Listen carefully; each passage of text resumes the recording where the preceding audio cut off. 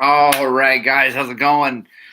You early guys that are here early, thank you so much. Yeah, it's 7:25 here in Colorado. Time to drink a little bit of coffee, talk to you guys who come in early before we start the show. How's it going, everybody? So it looks like, hey, Roger, how's it going, man? Uh, I have the stuff. Yeah. Okay. Anyway, sorry. Spacing out a little bit. Life is crazy these days. So, how's everybody doing who's watching early? Roger, good to see you this last weekend. Again, I can't thank you and Stephanie enough for your hospitality. That was amazing and awesome. Shane McNabb, coffee, absolutely. So good. I'm still drinking the coffee my wife brought me back from Tucson, and it is awesome. Brady Matter Rap, Shannon 2537. How's it going? Brian Wishman, good morning. I got your name right, I think, this time. Yeah, guys, it's a lovely day in Colorado. It's sunny out there. It's going to be awesome. Clark Cass, good morning. How you doing, man? Yeah, I'm psyched to get after this day. Yesterday was not whatever. Well, the day before started out cruddy because I had to fire my front desk guy. So that's not awesome. I mean, whatever. No big deal. Like no huge thing. It's just time to let him go. Bill Bunt, what's going on? Roger, thank you for the rain. That was epic. So yeah, Tuesday sucked. And then yesterday was fine, except for it was nothing but four-wheelers. So the schlag that's coming out tonight, guys, is really short and not a lot of tech tips because we were dealing with things with too many wheels. So still a pretty good story time. Brian actually got to hear the story of that I tell in that thing live on the phone while we were talking. Paul Yancey, good morning. How's it going? Snow day up here. Nice. It's sunny and shiny down here right now. I'm so stoked to get to be riding now. It's clear, totally rideable out in Peach Valley now, which is awesome. I'm very excited about that. Hey, there's my mom. Good morning, Mom. I love you. Everybody say hi to my mom. That's awesome. So yeah, Brian and I had a funny talk about how his 300 Beta that's still carbureted has a check engine light, which is awesome. Mom, everybody saying hi to you. I hope you're watching. And yeah, so that was awesome. Yeah, dirt bikes. Yeah, especially if they're not fuel injected, they really shouldn't have a check engine light. It's absolutely ridiculous. Oh man, how is the weather in Oklahoma, Brady and Mom? Since you're there, I bet it's probably pretty nice right now. Dave Kessler, good morning from Florida.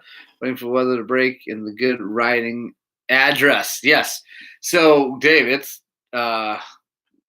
in the good riding address. Is that you in Florida? Good riding address. It's really good here.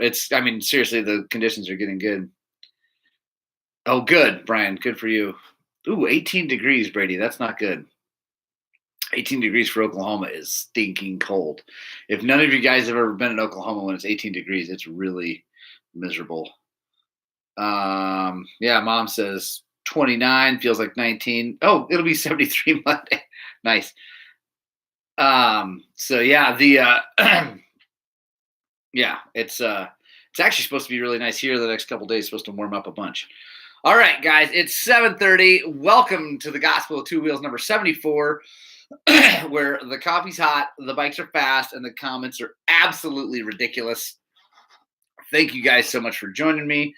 Roger Hurd says 75. Oh, man, it was so nice in Havasu.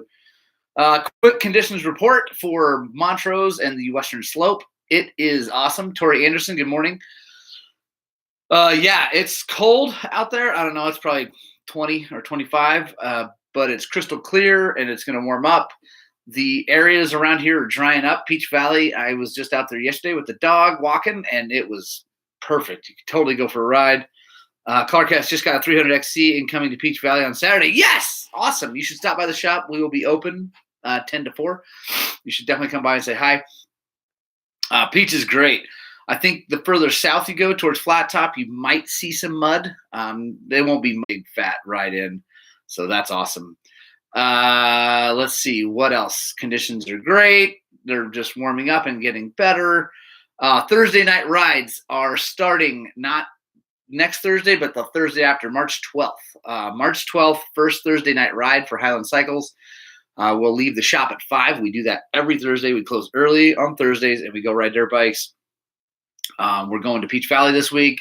We'll have loops planned out for all skill levels, from like little kids all the way up to super duper expert. So, yeah, come on out. If you don't know where Peach is, meet us at 5 o'clock at the shop. If you do know where Peach is, we'll be out there 5:15, 5:30, something like that.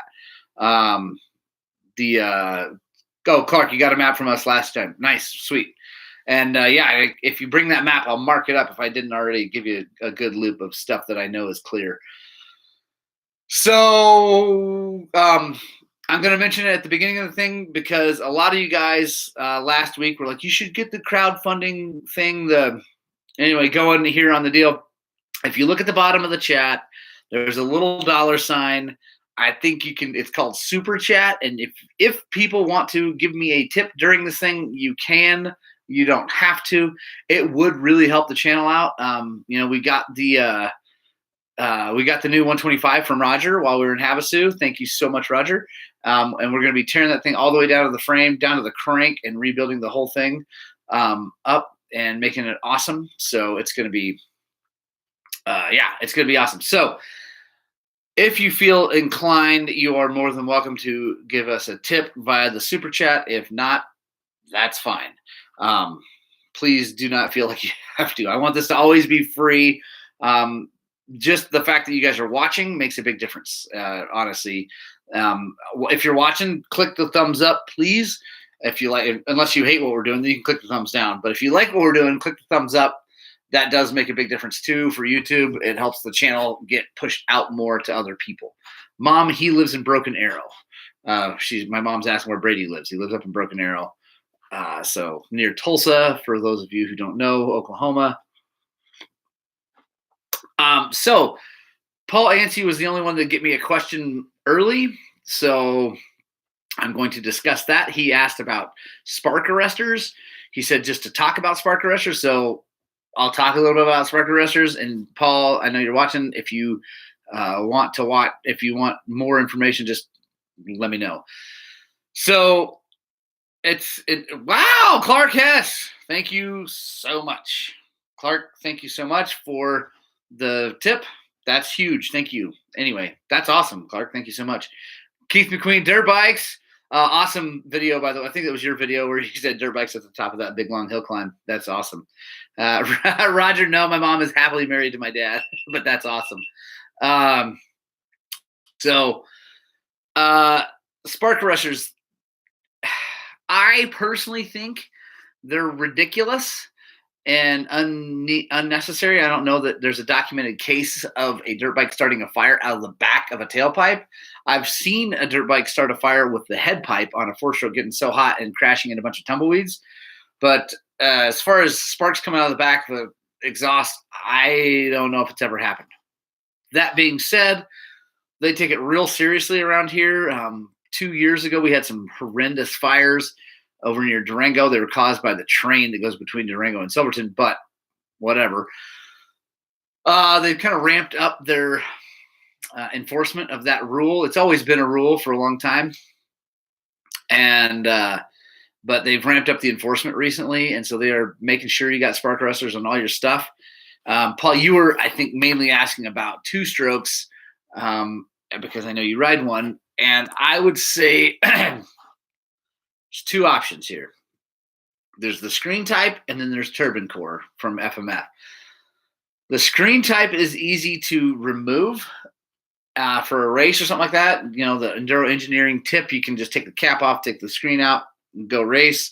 do whatever. If you're on private land, and you don't have to have a spark arrestor. Also, it says spark arrestor on the tip, so if maybe the screen wasn't in there and you were out riding and they checked it, you'd be like, I don't know, it says screen tip on the thing. That's actually getting to be where you can't get away with that anymore. They poke a rod down there and they're pretty serious about it.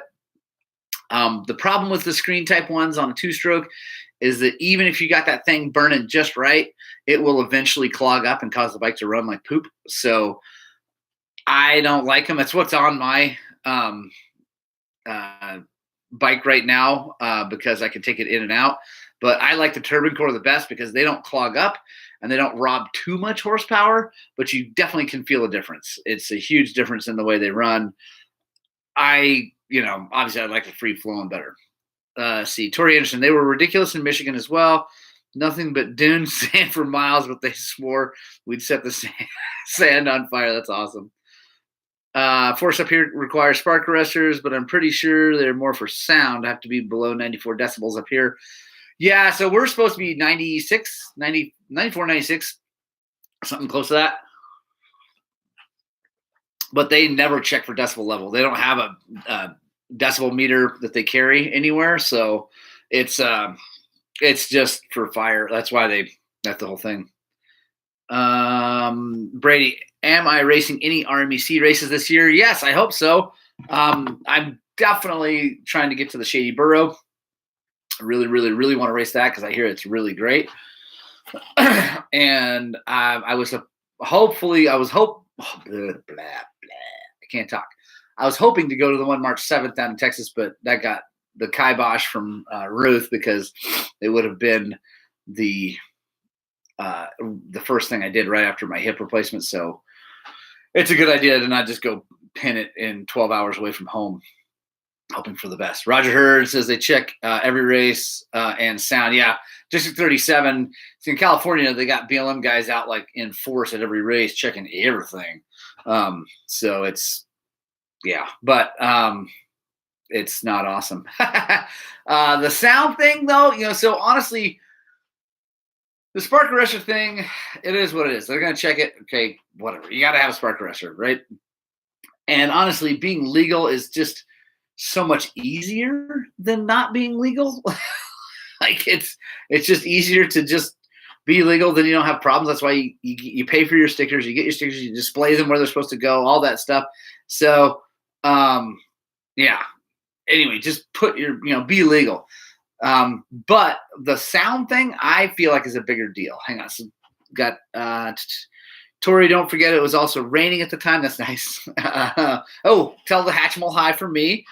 Jeff Elmore, I did the Barstow Vegas ride last year, and they were checking everyone for the 96 dB. Yeah, for sure. Roger said you got to protect those bunny ears. So for me, the decibel thing, the reason I find that a good idea to try to obey if you can is that is what really upsets other users a lot. And I would rather be legal and try to kind of fly under the radar than have a super loud bike. Honestly, that's one of the many reasons I like 2-strokes versus 4-strokes is because 2-strokes are way quieter. I don't care what anybody says. It's just a fact that the sound coming out of the back of a 2-stroke, even if you have a short pipe, it might be loud right next to the bike, but as that sound leaves the bike, it dissipates really fast, and 4-strokes carry forever. And you can hear a 4-stroke forever. Brady says, no, they aren't. Yes, they are. Our forests have rich neighbors, so we have to be quieter for sure. And quiet's good because, like I said, it keeps keeps everybody happy. It's nice. Torben says, hey man, yeah, I agree. Keep mufflers packed. Not to mention, if you are doing secret stuff, have to be stealthy. Yeah, that's why the electric bike thing was interesting to me, because it was like, well, you got an electric bike, you're real quiet. Clark asks, the bummer is we pay for everyone else's recreation with our sticker revenue. Wish we could go to a user fee with yearly membership. Fair enough. That's a sticky situation though. If you start charging all the other user groups, it gives them even more power. The fact that we pay gives us a little bit more pull. I know it doesn't feel like that in the whole world. The problem is those other groups are way more organized than we are, unfortunately. Brady says the most annoying noise in the world is a KTM 50, which is a two-stroke. Oh, I have to agree. Like the problem is most KTM 50s sound like that because parents don't repack the silencer. It's not the bike. Keith McQueen, is there any way to make a bike quieter than the stock muffler? New York is hypersensitive where I ride. So on the quieter than if you have Keith, what do you ride? I can't remember if that was a 2-stroke or a 4-stroke you were on. I think it was a 2-stroke. But on 2-strokes, I really like the FMF Q silencer. Maybe a Q2 now. I don't know. It's the quiet one. It's longer, it's bigger around, and it's got a turbine core spark arrestor. And actually, it's really quiet. Shaming Nab says you are not wrong about the 50. The problem is that it's a 50, and the most annoying bike in the world is the KTM 50. I just had this talk with a customer of mine. Like, the best day in a moto dad's life is the day the last 50 goes out the door to someone else. Because, like, oh my gosh, those things are annoying. So yeah, Keith, XC, that's what I thought. I would look at the FMFQ. Like I said, it's a spark arrestor. It's quiet. And honestly, it makes those bikes really, really quiet. And you don't really lose that much horsepower, especially with the 300. It's got a ton. Dave Kessel, the only way he'd make it quieter is shut it off and push it.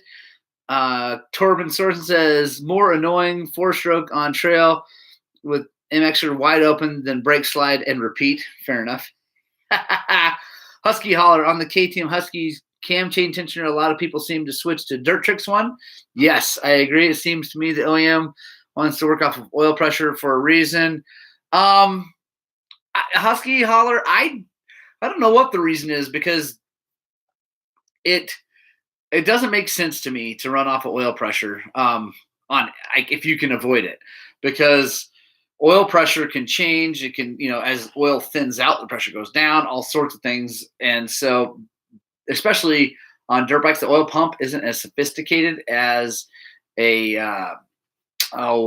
car, so it can't like regulate that oil pressure as well. They don't have check valves and all that stuff in it, and so as the thins out, it gets worse. And that's why if you run, if your oil gets old and starts to break down, the cam chain starts to make a whole bunch more noise. I like the Dirt Trick ones a lot better.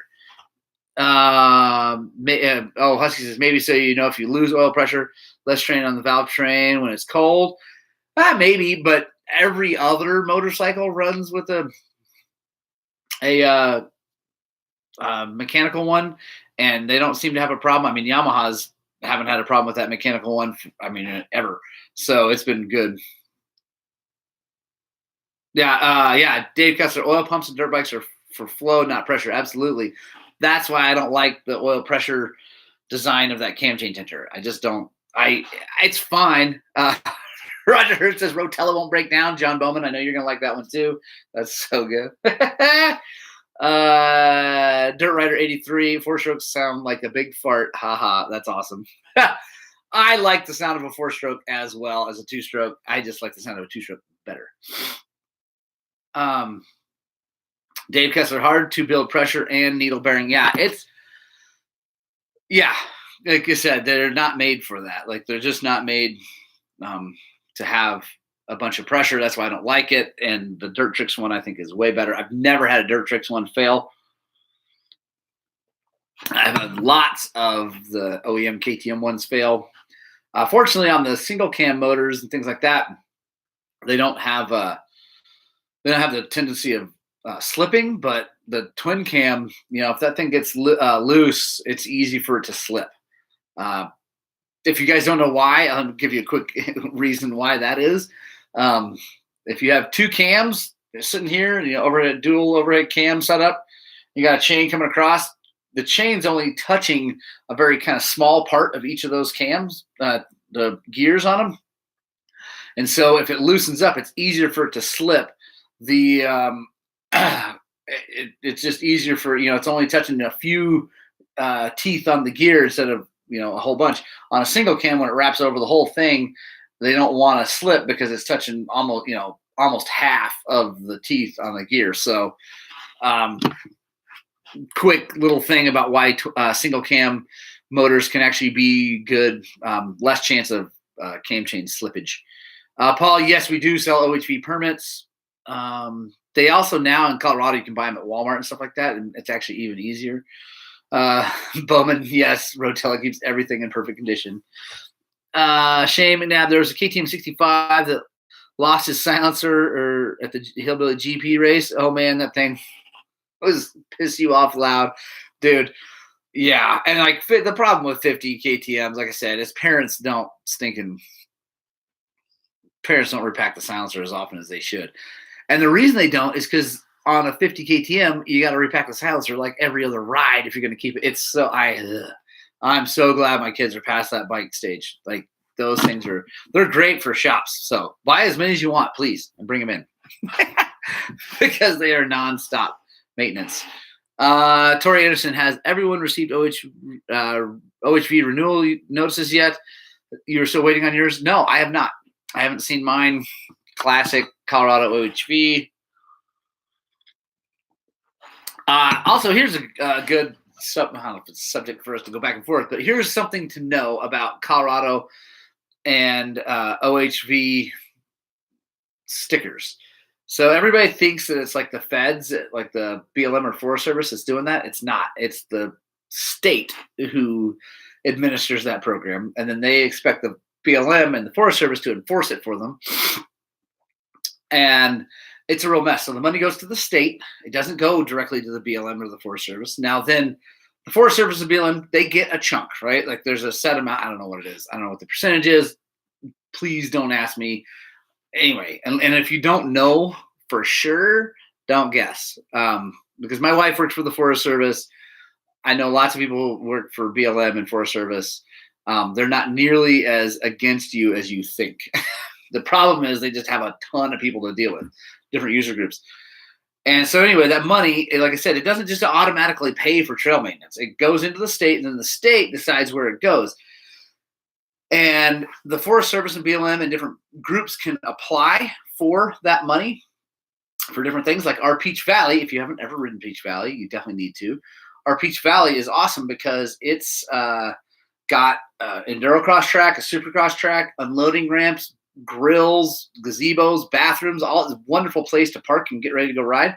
And that is a lot of that came from OHV money. And also some grants from Yamaha and some other things. So by the way, Yamaha is I know we get back and forth on Yamahas and KTMs and all that, but as a company who supports the sport, Yamaha does an amazing job. They give a ton of money to like our West Core, the guys that clear trails and things like that, our trail advocacy group here in Montrose. They bought them chainsaws, boots, all helmets, gear, anyway, tons of stuff. It's really cool. Torben, lucky we don't live in California. Red sticker, green sticker thing. Yeah, that's Roger knows all about that. Actually, the little 125 he just gave us has a green, it's got a green sticker on it, which is awesome. In Utah, no sticker required if you are plated. Yeah, that's good. It used to be that way here. It's not that way anymore.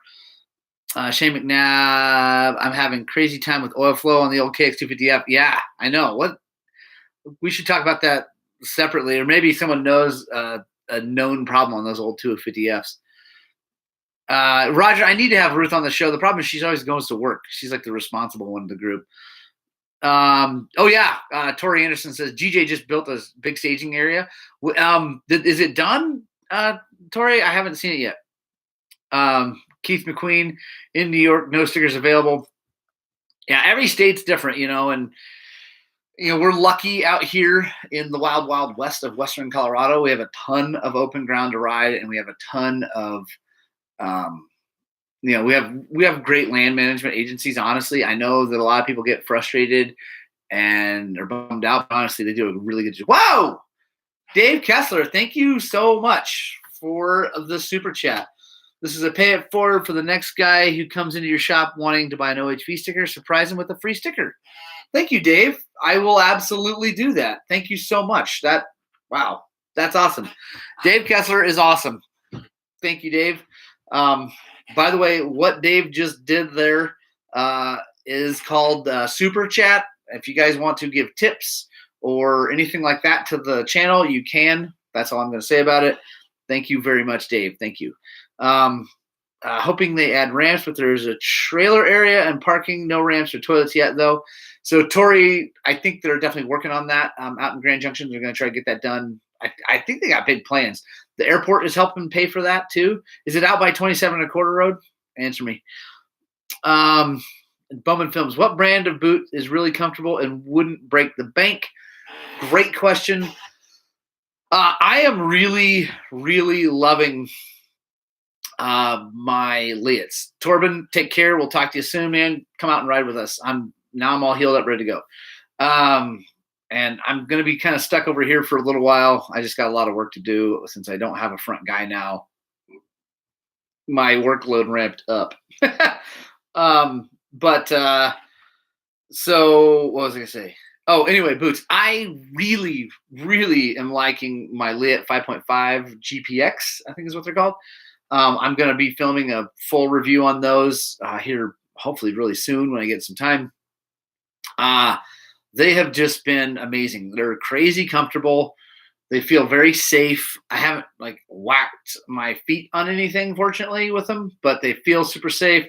They I feel sturdy in them. They're $3.99, so they're not super inexpensive, but I don't know. You got to pay to play in the world, as far as I'm concerned. You can't. None of it is super duper cheap if you want good stuff. But I think they're good for the money. I'm really happy with mine. So super duper happy.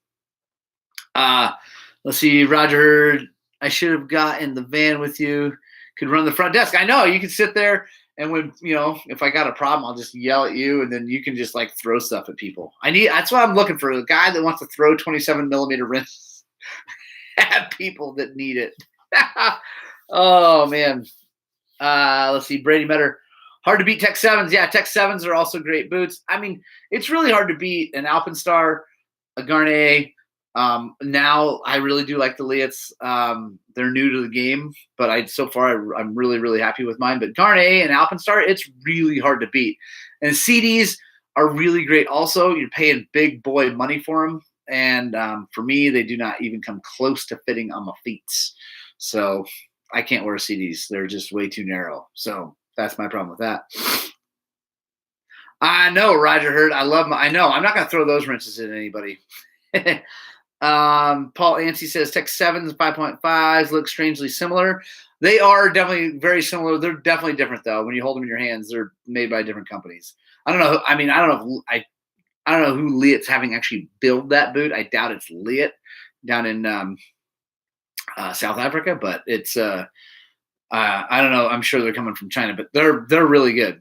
Let's see, Dave Kessler. I recently purchased Forma boots from a woman in Dallas for $160 on sale. Very impressed with those boots. Yeah, I've actually had a lot of people say that the Forma boots are great. I've never worn them. Tech 7 is the best cheaper boot. SG12's best boot, period. I agree with the SG12. I've worn so many SG12s. They've been great. Like I said, I'm trying the leatts for, in my opinion, the lower version, even though they're $400, but they're not $600. So far, very, very happy with them. Soles looking really good. Roger's SG10s. Yeah, I love 10s also. I guess if I'm going to give out advice on boots, two things. One, find a boot that fits you. Just figure out how to try them on. Go to all the shops around, whatever. Try on boots. Get the boot that fits your foot the best and is super comfortable. But not slipper comfortable, but comfortable so that you're not painful and all that stuff. So anyway, get the boot that fits your foot and then buy the best one you can afford, right? Just spend the money. I get it. If you can't afford $600, fair enough. You got to have boots. but buy the best you can afford. Your feet are incredibly important. You'd be amazed at how bad your life gets when you break a bone in your foot. Yeah, Brady Meadow says 2 things to spend good money on: helmets and boots. 100%. All the rest of it, whatever. I mean, yeah, I like my knee braces. I mean, for me, my knees are questionable. I know same for Brady, but I like I like to have knee braces, but helmet and boots, those are the 2 things that if you mess up, you're in bad shape. There you go, Brady. Figure out how to afford to buy good ones. And honestly, guys, we're riding dirt bikes that cost a lot of money. We're all sitting here on computers that cost a lot of money or phones that cost a lot of money. Save some money and buy good protective equipment. Yeah, hey, my mom says, remember to hit that like button. Yeah, my mom, I love it. Oh, thanks, Mom. Yeah, if you're watching and you think we're awesome, hit the like button. I know that if you're watching on your phone, like from Facebook or something like that, that might be kind of hard to do because you may not be signed in, but it really does mean a lot. Roger Hurd said, helmets, trust me, absolutely. Roger is suffering from Parkinson's disease because of hitting his head lots of times racing. So, and not having good helmets because it was back a long time ago. Brian Wishman, I'm cheap and have Tech 1s, but they have worked good and are comfy. Fair enough. Scott Gross, yes, big plans for 27.25 moto track and endurocross track. Awesome, Scott. Good to hear. Shane McNabb, I have been abusing the crap out of the TCX boots that I have, and they're awesome. Good. And honestly, I'm sure there's lots and lots of really good stuff out there. It's just, there's some industry giants out there like Alpenstars and SG and Garnet, and I think they do a really good job. There's a reason that they're industry giants. So they've done a great job. But there's some awesome stuff. That's why I was even willing to try the leatts. That's also why I was willing to try the new Fly Formula helmet that I'm wearing because it seemed legitimately safer than a lot of others and light, which I like. For me, it helps a bunch. So that was good.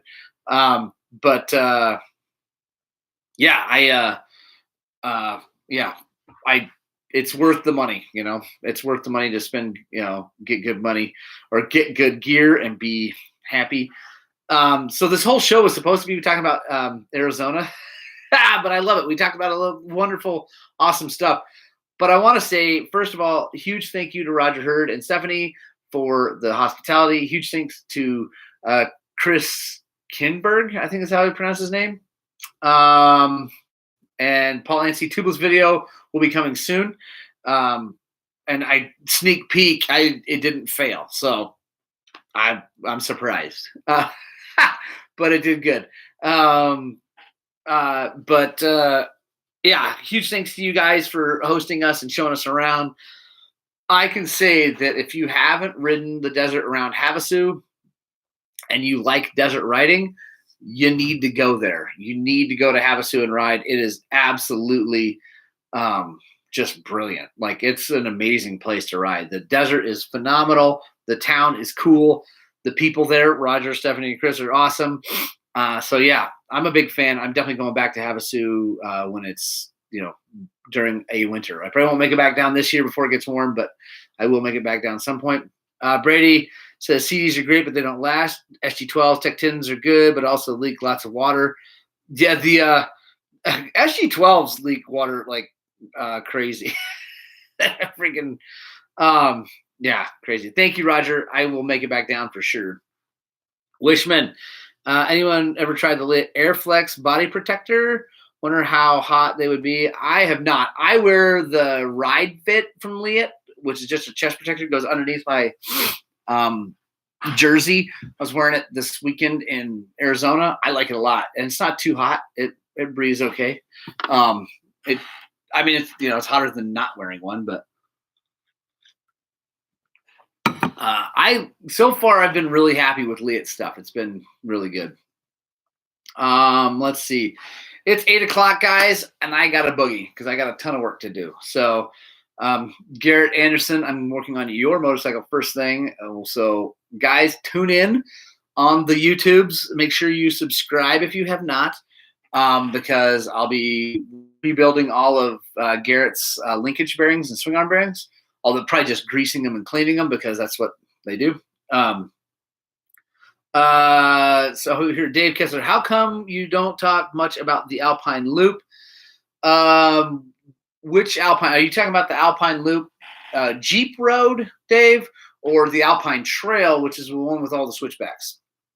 Hey, Matt Andreas, tacos and rock and roll, man. So Paul Anti, yes. Tori, that's why we race Amber in the winter. Yeah. Roger, you're awesome. Garrett is bringing me some dumb KTM wheels later. That's awesome. Dave Kessler, I'm gonna assume you're talking about. Hey, Chad, man, what's happening? I love you, Mom. You're so awesome. Shane McNabb, rock and roll, punk rock club. Thanks, guys, for sticking around to the end. You guys are awesome. Mainly the Jeep Trail, but also the bike trail. The Jeep Trail I don't talk a lot about because I don't do a ton of dual sport stuff. I really enjoy the single track more. So that's why I don't. I do really like that loop and highly suggest it if you're into doing more like sightseeing and seeing amazing, beautiful things, and like taking a dual sport bike and like cruising along. The Alpine Loop Jeep Trail is phenomenal, and I super highly recommend it. Maybe I'll do a video on that this year. Get the XR650 out and take it up. That'd be cool. The Alpine Trail bike trail I don't talk a lot about because I don't ride it that much. I ride it usually once, maybe twice a year because it's a really isolated piece of single track, kind of back in the middle of nowhere. It doesn't lead to a lot of things. It doesn't equal a real big day. The views are incredibly rewarding. It's just amazing, but it's definitely a thing. Like it's tough. And like I said, you got to drive way out there, park, and it's a relatively short ride. So that's why I don't talk about it much, but it's awesome. I'm definitely going to shoot a video on it though this year because it's really great. Really cool. Stony Pass is the Alpine Loop, the Jeep one. So Stony, yeah, that's the one that's up near Silverton, like down a little mountain range. I mean, it's all kind of the same mountain range, but not really. Anyway. So, but yeah, it's awesome stuff. And if you want any more, Dave Kessler, yes, there is a single track that goes to Lakeland. Yeah, there's a ton more single track. Actually, I don't know all of it by any means. There's a ton of stuff up there, and the Alpine Loop is just, like I said, it's a brilliant thing to ride. It's just really pretty. Like I said, I spend more time on a little bike on single track. At this type of Stony Pass, says Dave. This side of Stony Pass, I think, is what you're saying. I think I know what you're talking about. Yeah. So if you want more info on what we're talking about here, Dave and I, email me at morgan@highland-cycles.com. I can get you pin drops for places to park and camp and ride, all that stuff. Alpine Trail is awesome. Alpine Loop is also awesome. Like I said, it's a dual sport ride, the actual Jeep road.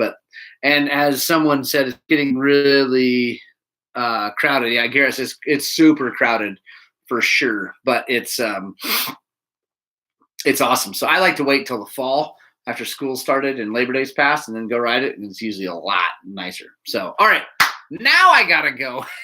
I got to get to work. Thank you guys so much for watching.